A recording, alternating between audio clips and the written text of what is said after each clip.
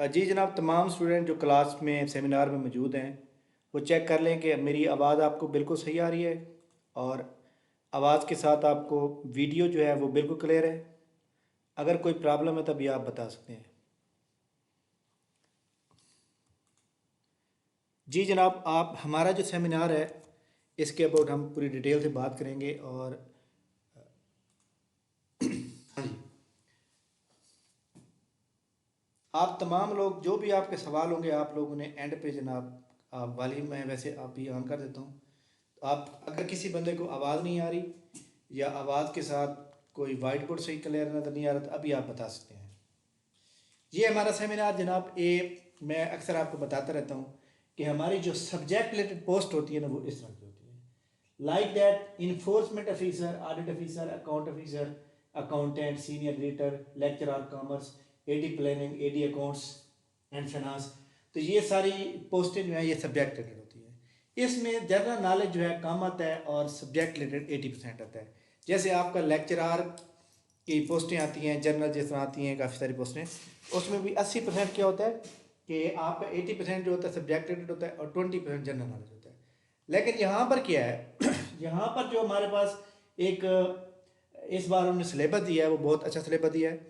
उस सिलेबस के अंदर उन्होंने कुछ चीज़ें ऐसी मेंशन की हैं जो बहुत ही उम्दा हैं और जिनको आप देख कर जो है मतलब है जो लोग थोड़ी सी तैयारी अच्छी तरह कर लेते हैं तो वो यकीनन तौर पर इसके अंदर कामयाबी हासिल कर सकते हैं। तो उसके लिए आप लोगों की थोड़ी सी मेहनत की ज़रूरत है। अच्छा जी,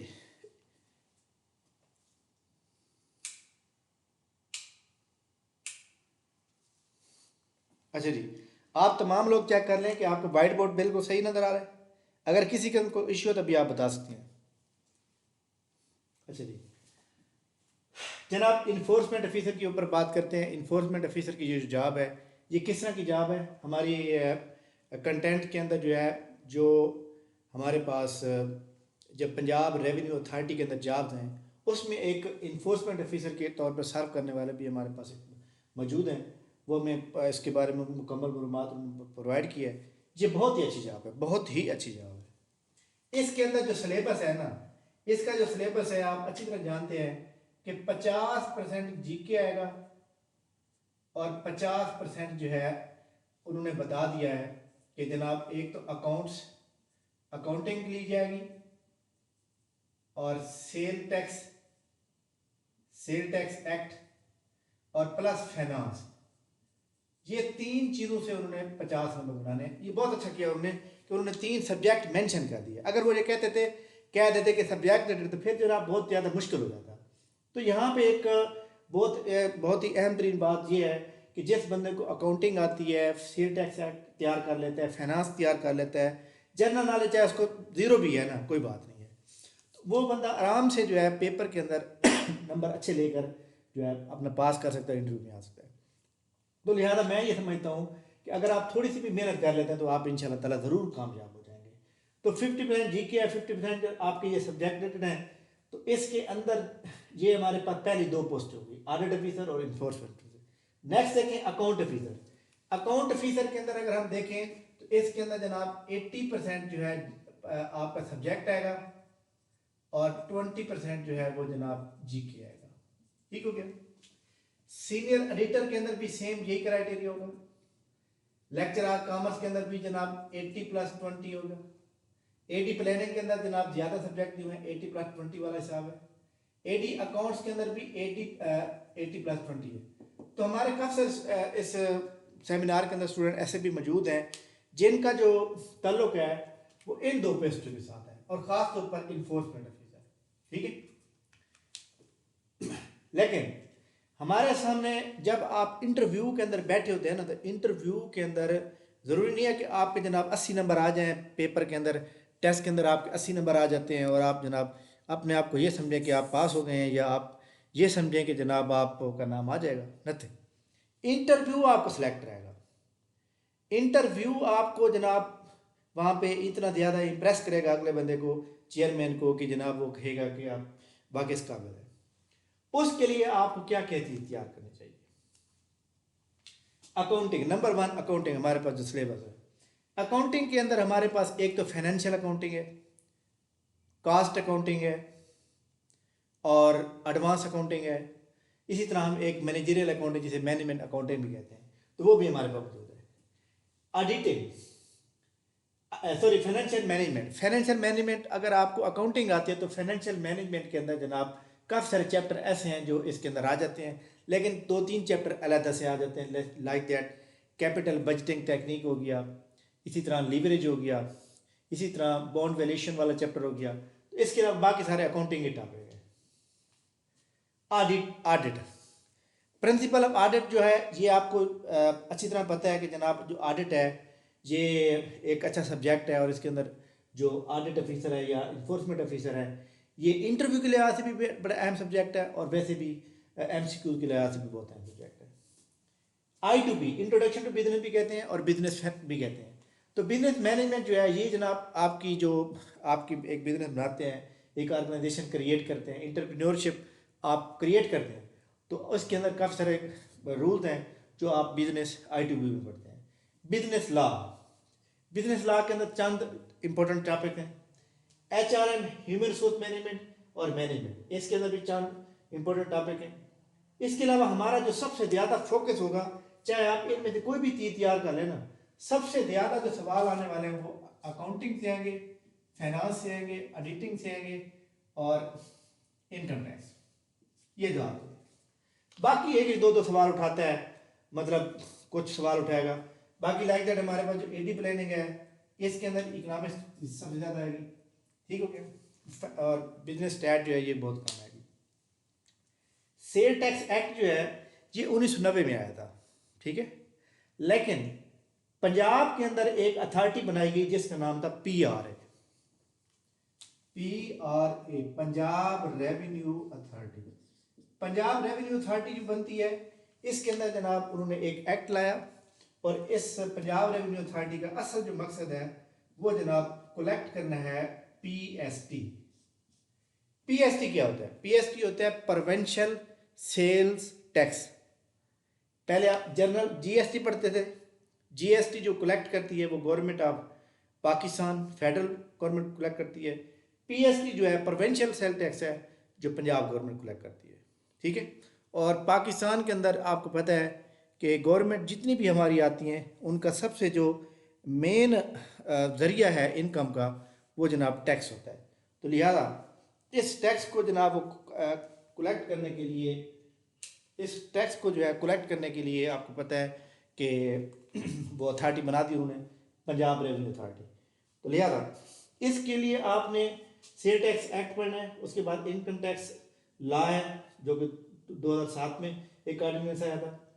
SECP, security and exchange commission of Pakistan, state bank of Pakistan, stock exchange Pakistan, federal board of revenue, para marketing की थोड़ा बहुत टॉपिक पढ़ेंगे। बिजनेस इकोनॉमिक्स के ऊपर हम कुछ टेस्ट लेंगे आपसे, बिजनेस स्टैट के ऊपर 1-2 लेक्चर होंगे हमारे। इसके अंदर जनाब मैं आपको बता दूं कि हम किस तरह आपको तैयारी करवाएंगे, थोड़ी डिटेल में आपसे बता देता हूँ। एक तो जनाब हम जो आपको लेक्चर देंगे वो हमारा होगा 40 मिनट का, ओनली 40 मिनट तक लेक्चर होगा।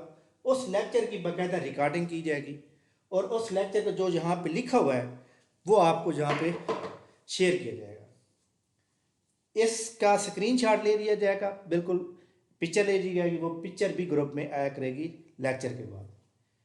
आपको जो चीज़ पढ़ाई जाएगी उसके अलावा आपको मटेरियल शेयर किया जाएगा, टेस्ट नोट्स दिए जाएंगे ग्रुप के अंदर। उस नोट्स को आपने तैयार करना होगा और उस लेक्चर को आपने तैयार करना होगा। अगले दिन उसका ऑनलाइन लिंक के ज़रिए टेस्ट होगा, ठीक हो गया। तो ये जनाब इंशाल्लाह ताला हम मतलब एक रोज़ाना करेंगे, और ये हमारा जो ये सिर्फ हमारा लेक्चर जो है जर्नल नॉलेज, सॉरी सिर्फ हमारा ये 40 मिनट का ये लेक्चर नहीं होगा। पहले ये लेक्चर होगा, उसके बाद 8 बजे शुरू होगा, 8:15 बजे हमारा लेक्चर शुरू होगा जनरल नॉलेज का, क्योंकि इसके अंदर तो अभी आपका 50 नंबर तैयार हुआ है।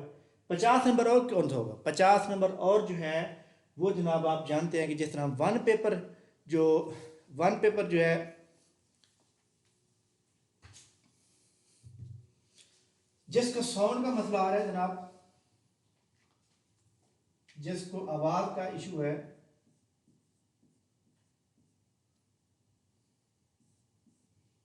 Click click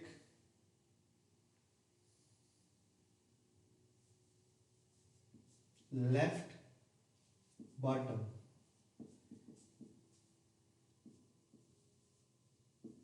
on audio button, double click करेंगे आपको आवाज आना शुरू हो जाएगी। ठीक है, डबल क्लिक करेंगे जनाब, लेफ्ट साइड पे ऑडियो बटन होगा तो आपको आवाज आना शुरू हो जाएगी। अच्छा जी, तो 50 नंबर हमारे पास ये वाले आपको मैंने बता दिए हैं कंटेंट्स। 50 नंबर हमारा जनरल नॉलेज होगा। उस 50 नंबर का जो जनरल नॉलेज होगा उसके अंदर हमारे पास 10 सब्जेक्ट हैं। 10 सब्जेक्ट कौन कौन से? नंबर फर्स्ट, यहाँ पे आप हेडिंग डाल दें, जीके सिलेबस। ये जो हमारी क्लास होगी, ये हमारी क्लास थोड़े से ज़्यादा टाइम के लिए होगी और ये क्लास हमारी 1 घंटा और 20 मिनट के लिए होगी। यानी आपकी डेली क्लास 45 मिनट की ये होगी, 40 मिनट की ये होगी और 1 घंटा और 10 मिनट की 15 मिनट की वो होगी। इसके अंदर आप क्या चीज़ पढ़ेंगे?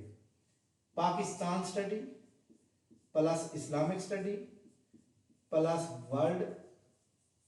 वर्ल्ड मैप या वर्ल्ड जीके जिसे हम कहते हैं, everyday science, math, Urdu, English, current affair. Current affair का टेस्ट होगा। ठीक है, अच्छा जी, 1 2 3 4 5 6 7 8 9। तो करंट अफेयर के अंदर दो चीजें आ जाती है, current affair Pakistan, current affair world. World map के अंदर हर चीज़ आ जाएगी। वर्ल्ड के कॉन्टिनेंट 7 हो गए, उनका कॉन्टिनेंट के अंदर जितने मुल्क हैं, उसके अंदर जितने लेक्स हैं, माउंटेन रेंजेस हैं, रिवर्स हैं, इम्पोर्टेंट हिस्ट्री है, इम्पोर्टेंट इंसिडेंट है, बहुत ही इम्पोर्टेंट पर्सनैलिटीज है, सारा कुछ आ जाएगा। और इसी तरह पाकिस्तान स्टडी जो है, इसके अंदर हम परी पार्टिसिपेशन पार्टीशन करेंगे और पोस्ट पार्टीशन के ऊपर डिस्कस करेंगे। ठीक है, इसके अंदर जितनी भी डायनेस्टियाँ हैं वो सारी इससे करेंगे। तो ये इसका अलग टेस्ट होगा, उसका अलग टेस्ट होगा, लेकिन टेस्ट रोज़ाना होगा। ठीक है, इसके टेस्ट के लिए आपका जो टेस्ट होगा, आपका टेस्ट होगा जनाब ऑलमोस्ट 75 MCQ का। डेली टेस्ट कितने नंबर का होगा? 75 MCQ। एक नंबर का एक होगा। ठीक है, और 75 MCQ का टेस्ट होगा डेली। लेकिन इस टेस्ट के लिए आपको जनरल नॉलेज का भी नोट्स भेजे जाएंगे और आपको इसमें से जो हमारे सब्जेक्ट रिलेटेड है, अकाउंटिंग है, फाइनेंस है, एडिटिंग है, जो भी हमारे यहाँ पे कंटेंट है, सबके आपको नोट्स प्रोवाइड किए जाएंगे। अच्छा जी, नोट्स का हमारे पास कंटेंट्स कौन कौन सा होगा? नोट्स के लिए हमारे पास देखें जी, एक तो हमारे पास सीनियर रीडर की बुक्स हैं, कुछ नोट्स हैं। इसके अलावा कारवान पब्लिशर की किताब है, पाक MCQ की वेबसाइट है, इंडियन कुछ वेबसाइट्स हैं। इसमें से डाटा कंपाइल करके आपको बाकायदा तौर पे जो नोट्स भेजे जाएंगे उसका जवाब भी टिक लगा कर आपको दिया जाएगा, ताकि आप कोई भी पढ़ें तो आप डायरेक्टली जो है उसको पढ़ें और जवाब लगाएं। जनरल नॉलेज के जो नोट्स दिए जाएंगे, सबसे पहले हमारे टेस्ट होंगे PPSC के जो पास्ट पेपर हैं, मॉडल पेपर हैं, उनमें से। उसके बाद हमारे कुछ अपने नोट्स होंगे वो भी, और इंशाल्लाह आपकी तैयारी अच्छी हो जाएगी। मैं ये समझता हूँ कि हमारी एकेडमी के वो स्टूडेंट ज़रूर कामयाब हो जाते हैं जो रोज़ाना क्लास भी लेते हैं और रोज़ाना टेस्ट के नोट्स को याद करके टेस्ट भी देते हैं। उनकी गारंटी होती है, वो कभी भी फेल नहीं होते। ठीक है, हमारी एकेडमी का स्पेस GK एकेडमी का फेसबुक पेज आप चेक करें और वहाँ पे जाकर आपने फिर फ़ोटो देखने हैं कितने लोग हैं जो हमारी एकेडमी के ज़रिए से PPSC के थ्रू रिकमेंड हुए हैं। लास्ट टाइम तकरीबन फूड डिपार्टमेंट के अंदर काफ़ी सारी जॉब्स आई, फूड इंस्पेक्टर की जॉब आई, फूड सुपरवाइज़र की जॉब आई, तो एक सीट होती थी, वहाँ पे हमारा स्टूडेंट सेलेक्ट हो जाता था। तो बात यह है, स्टूडेंट जितना भी एकेडमी का जो ट्यूटर होता है या एकेडमी वाले जो होते हैं, वो जितना मर्जी अच्छा पढ़ा रहे, जब तक स्टूडेंट खुद ना पढ़े तब तक कुछ नहीं हो सकता। पढ़ना आपने खुद ही है, हमारा काम सिर्फ आपको रास्ता दिखाना है, उस रास्ते पे चल के आपने मंजिल को खुद ही हासिल करना है। तो लिहाजा आपको मैंने जनाब रोड मैप बता दिया, तरीक़ाकार बता दिया, इस तरह हमारा ये लेक्चर होगा, इस तरह आपने अटेंड करना है। वॉल्यूम जनाब मैंने अनम्यूट कर किया हुआ है। वैसे आप में से किसी बंदे ने कोई सवाल करना हो तो बता दें। तो आज हमारा अकाउंटिंग के ऊपर पहला लेक्चर होगा, कास्ट अकाउंटिंग के ऊपर लेक्चर होगा, CGS कैसे बनाई जाती है। जी जनाब, आप सबसे पहले आप सवाल करें। जी जनाब, सवाल करें सबसे पहले।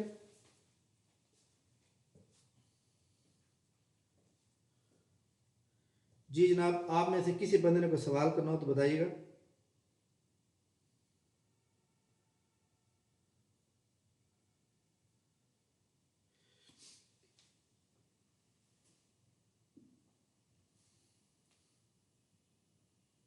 अपना वॉल्यूम अनम्यूट करें और वॉल्यूम को अनम्यूट करने के बाद आप जो है सवाल पूछ सकते हैं, ठीक है।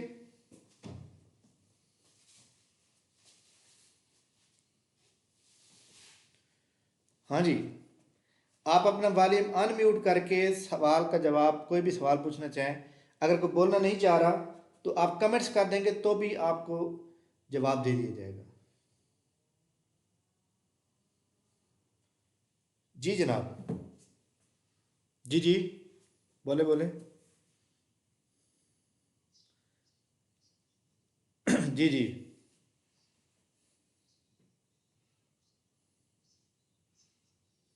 जी जी,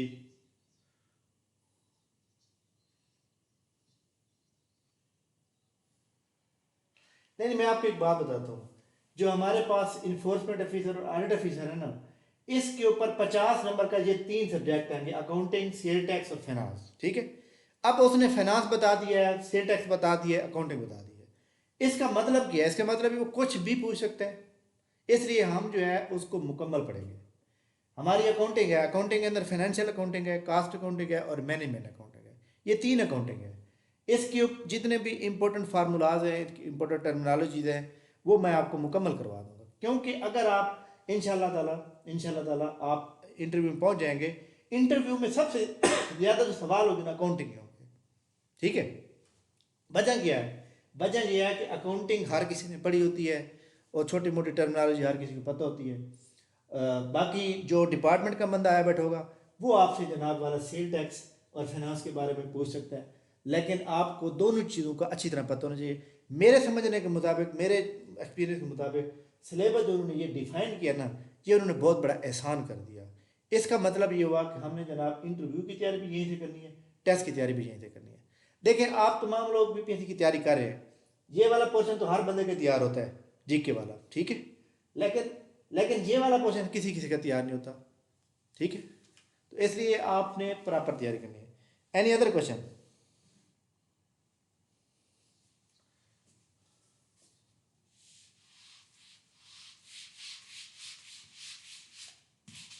हाँ, किताब मैं बताऊंगा, आपने कारवान पब्लिशर की किताब लेनी है, सिर्फ लेक्चरर कामत कारवान पब्लिशर, बस खत्म।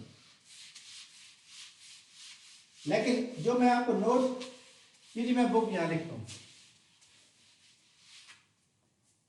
आप लोगों ने lecturer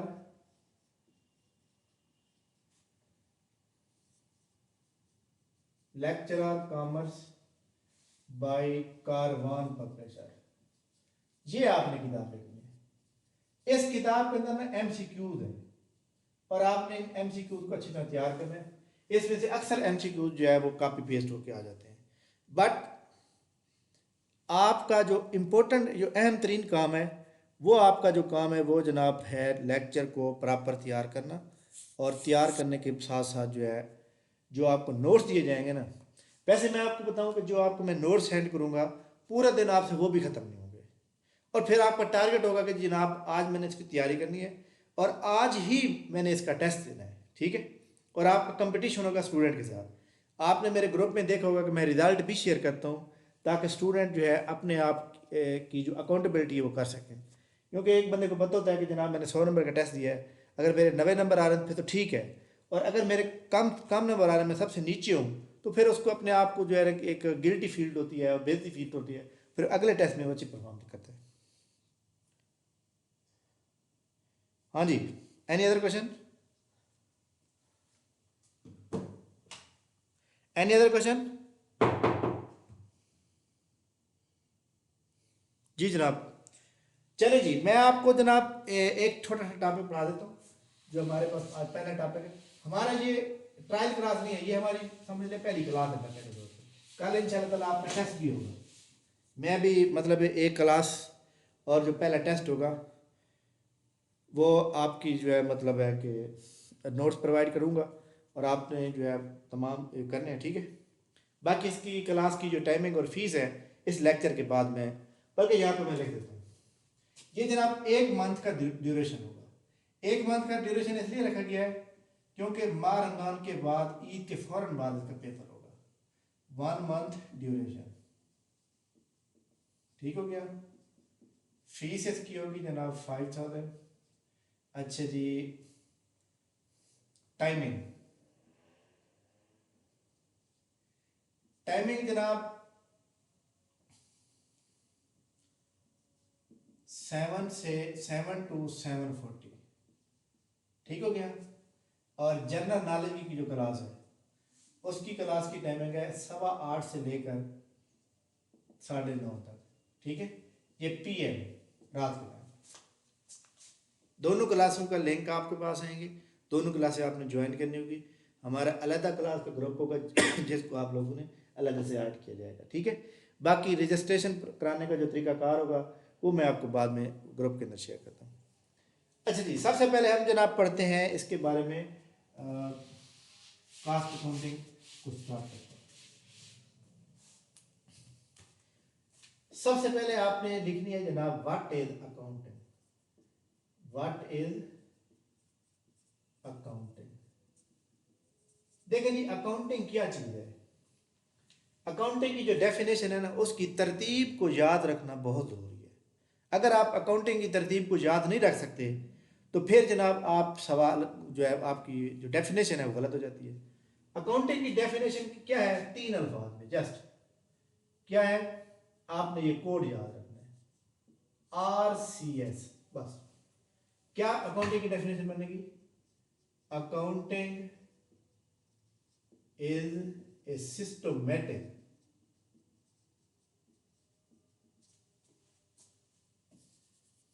systematic financial recording, classifying and summarising. अब देखें जी, यहां पे मैंने कोड लिख दिया, अब आपको डेफिनेशन कभी नहीं बोलेंगे, ठीक है। अगर आप समराइजिंग को पहले ले जाते हैं, रिकॉर्डिंग को बाद में ले आते हैं, फिर डेफिनेशन गलत हो जाएगी, ठीक है। ये आपने याद रखना है कि अकाउंटिंग की डेफिनेशन को तरतीब से याद रखना जरूरी है। क्यों? रिकॉर्डिंग क्या है? रिकॉर्डिंग कहते हैं बुक कीपिंग को।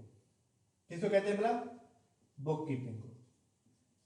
सबसे पहले अकाउंटिंग के अंदर बुक कीपिंग का काम होता है ना। क्लासिफाइंग कहते हैं जनरल लेजर को, जो हम जनरल बनाते हैं, लेजर बनाते हैं। और समराइज जो होता है हमारे पास, जो लेजर और ट्रायल बैलेंस होता है उसके अंदर आ जाता है।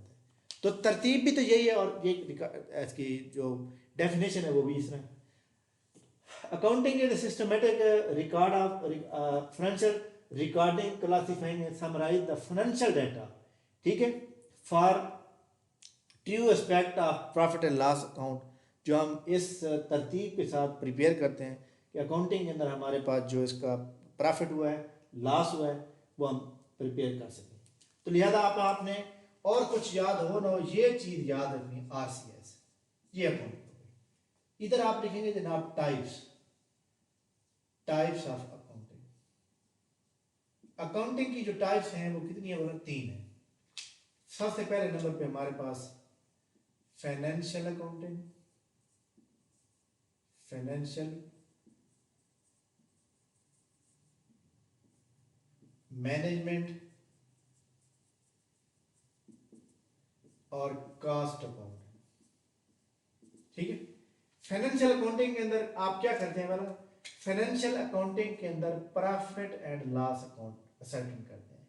मैनेजमेंट के ऊपर क्या करते हैं? आप डिसीजन करते हैं। और कास्ट क्या करते हैं? पर यूनिट कास्ट होती है, हर चीज की पर यूनिट कास्ट होती है। इन दोनों अकाउंटिंग को मद्देनजर रखते हुए ये वाली अकाउंटिंग अप्लाई होती है, मैनेजमेंट अकाउंटिंग वाली। यानी वो मैनेजमेंट अकाउंटिंग जो होती है ना, इन दोनों अकाउंटिंग को सामने रख के डिसीजन करते हैं कि आगे हमें क्या डिसीजन करना चाहिए। तो लिहाजा वो मैनेजरियल अकाउंटिंग भी कहते हैं, मैनेजमेंट अकाउंटिंग भी कहते हैं। ठीक हो क्या? सबसे पहले हम पढ़ेंगे कास्ट अकाउंटिंग, एक टॉपिक है जिसको हम कहते हैं CGS, cost of goods sold. CGS का जो हमारे पास पहले, सबसे पहले आप हेडिंग डालेंगे कास्ट ऑफ गुड्स सोल्ड। ये जो मैं आपको बता रहा हूँ, ये CGS के अंदर ये 3 MCQ आपके पक्के हैं अकाउंटिंग के, CGS में जो आ जाते हैं, क्योंकि अकाउंटिंग का जो मेन टॉपिक है वो CGS है। ठीक है, क्या लिखेंगे जनाब? और आपने नंबर एक बात देते हैं, ओपनिंग मटेरियल, ओपनिंग मटेरियल जो होगा वो यहां लिख देंगे, प्लस करेंगे जनाब नेट परचेज, नेट परचेज जब आप जमा करते हैं, दोनों को जमा करते हैं, जवाब यहां पर आ जाता है। अच्छा जी, बल्कि मैं ना यहाँ पे अमाउंट लिख देता हूँ ताकि आपको थोड़ा सा प्रॉब्लम वो समझने में आसानी हो। नेट परचेज जी 7,000, कुछ भी अमाउंट टोटल कितनी होगी 12,000, तो 12,000 किसके बराबर आ जाएगा? 12,000 जो हजार आएगा ये हमारे पास आ जाएगा मटीरियल अवेलेबल फॉर यूज। इसमें से आप लेस कर देंगे क्लोथिंग या एंडिंग मटेरियल, क्लोथिंग या एंडिंग मटेरियल। जब आप लेस करेंगे, लेस मैं कहता हूँ जी 4,000, ये लेस करेंगे तो बाकी कितना बच गया? 8,000। अब ये 8,000 किसके बराबर आ गया? 8,000 के जवाब 3 बनेंगे,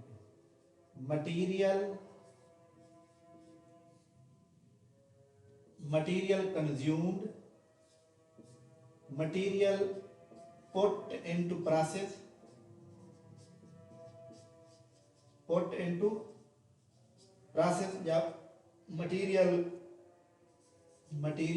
यूज। अब आप बैठे हुए हैं सवाल MCQ में, पेपर में, वहां पे आ जाता है मटीरियल पुट इनटू प्रोसेस, क्या जवाब है? अब आपको ये पूरा फार्मूला आना चाहिए। तो ये आप कास्ट ऑफ गुड्स सोल्ड में ये नंबर 1 लगा दें, नंबर 1 याद रहेगा। ओके, यहां पर आप जनाब लिखेंगे नंबर 2, नंबर 2। हमारे पास क्या जवाब खड़ा हुआ है? हमारे पास खड़ा हुआ है जनाब मटीरियल यूज। मटीरियल यूज कितना है भला? 8,000 है। आप क्या जमा करेंगे? प्लस करेंगे जनाब डायरेक्ट लेबर। अजान आ रही है तो आप चुप करके लिखते रहें।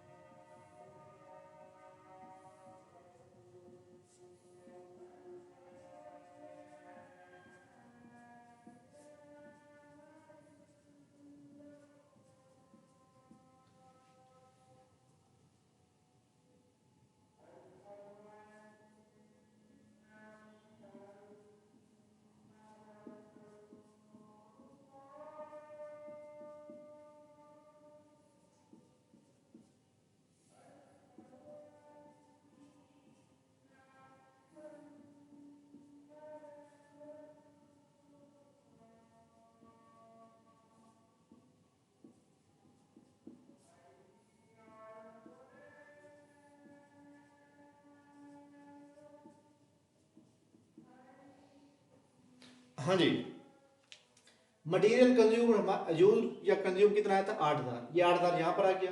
डायरेक्ट लेबर का जमा करेंगे 7,000 है, 15,000 हो गया। 15,000 किसके बराबर आ गया? इसको हम प्राइम कास्ट भी कहते हैं, इसको फ्लैट कास्ट भी कहते हैं, इसको बेसिक कास्ट भी कहते हैं। 15,000 इसके अंदर हम फैक्ट्री ओवरहेड कास्ट जमा करते हैं 3,000। जवाब क्या आता है? जवाब आता है टोटल फैक्ट्री कास्ट या टोटल मैन्युफैक्चरिंग कास्ट। ठीक है, ये 3 पॉइंट याद रखने हैं।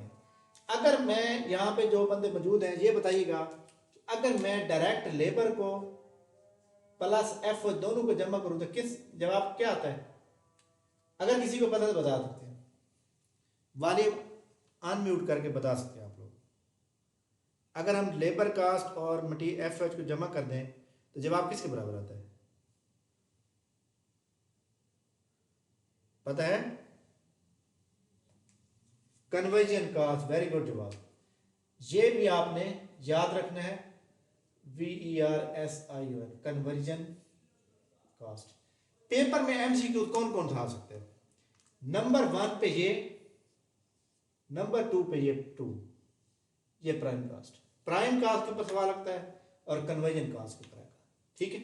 अच्छा जी, इसके बाद ये 3 नंबर हो गए। अब आपने, मैं आपसे पूछूं ना कि जनाब टोटल फैक्ट्री कास्ट किसके बराबर है, तो आपका फार्मूला यहां से शुरू होगा, ठीक है।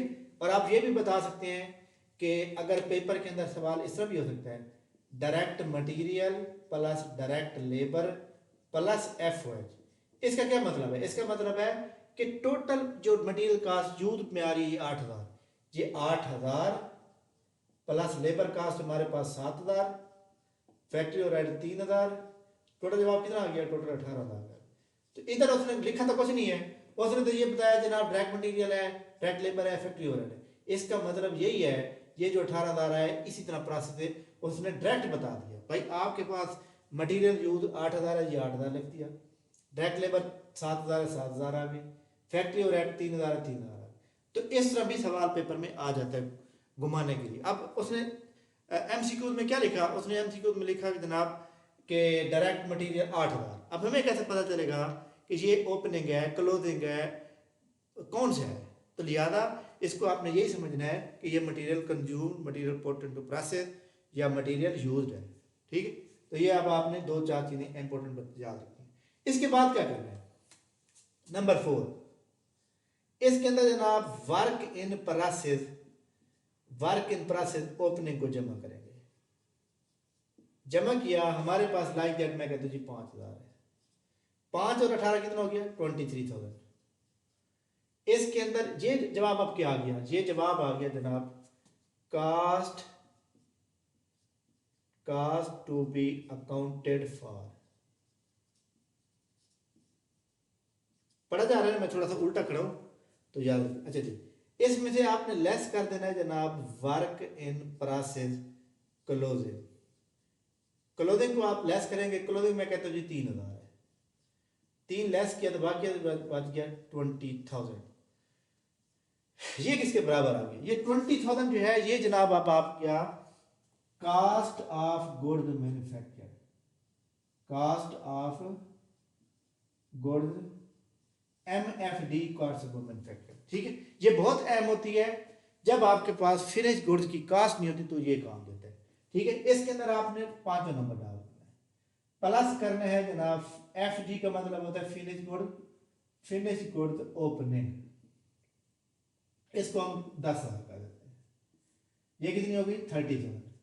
ये 30,000 जवाब किसके बराबर आ गया? 30,000 जवाब आ गया जनाब गुड्स अवेलेबल,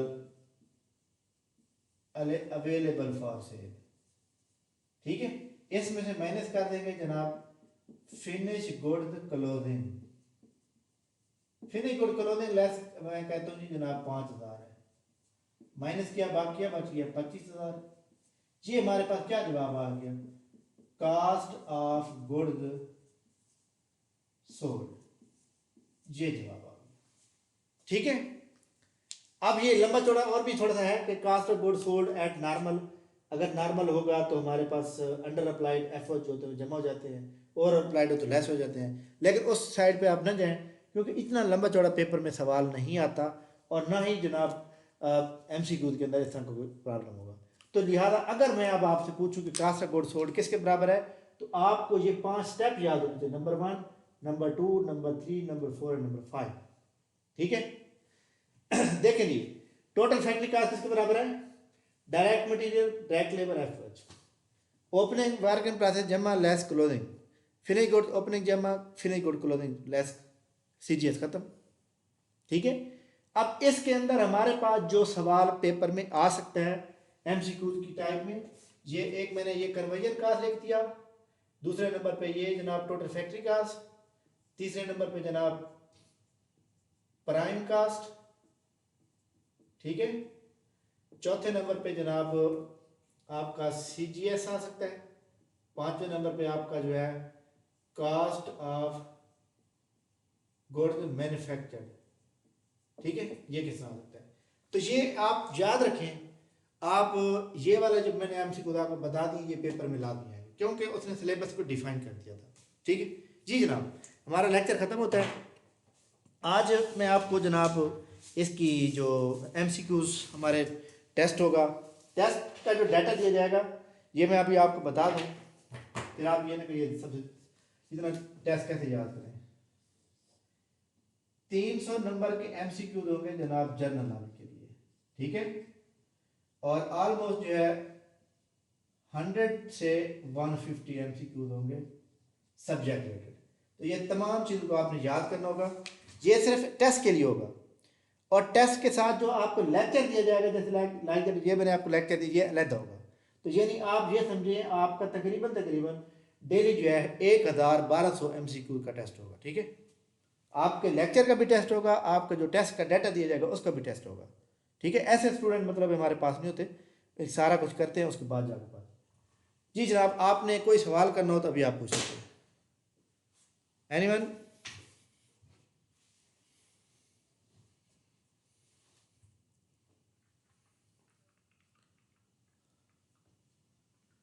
क्लास चली गई।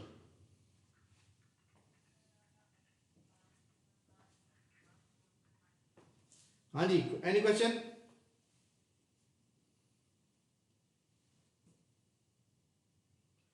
जी जनाब, स्टूडेंट जितने मौजूद हैं क्लास में बताइएगा, आपने कोई सवाल करना हो।